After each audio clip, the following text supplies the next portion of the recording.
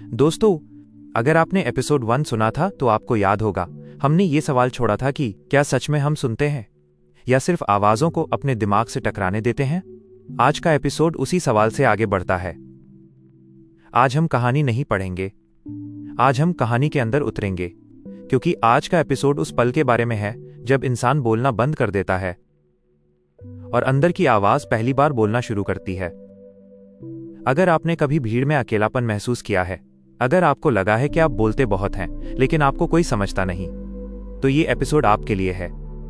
Episode 1 के बाद वो इंसान जिसका नाम हमने जानबूझकर नहीं बताया अब चुप रहने लगा था।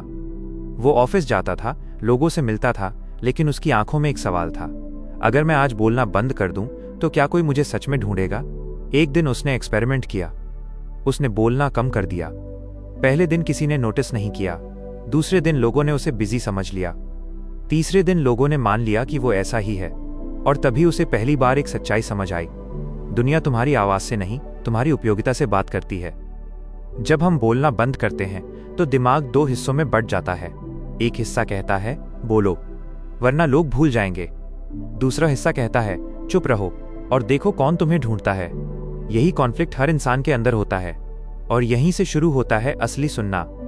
एक रात उसने खुद से सवाल किया, क्या मैं दूसरों को खुश करने के लिए बोलता हूं या खुद को सुनने के लिए। उसी रात उसने पहली बार अपने विचारों को सुना।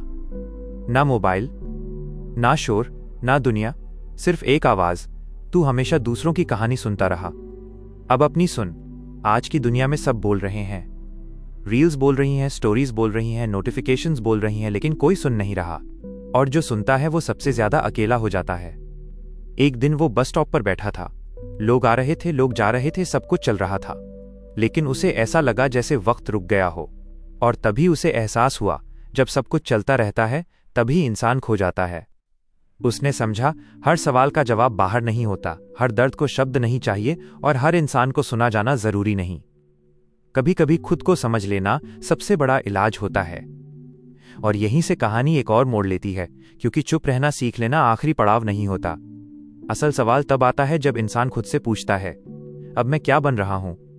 अब वो पहले जैसा बेचैन नहीं था, ना हर बात साबित करने की जल्दी, ना हर किसी को समझाने की जरूरत, लेकिन एक खालीपन था, एक ऐसा खालीपन जो शोर के जाने के बाद आता है। वो समझ गया, शांति मिलना एक चीज है, लेकिन उस शांति के साथ रह पाना दूसरी।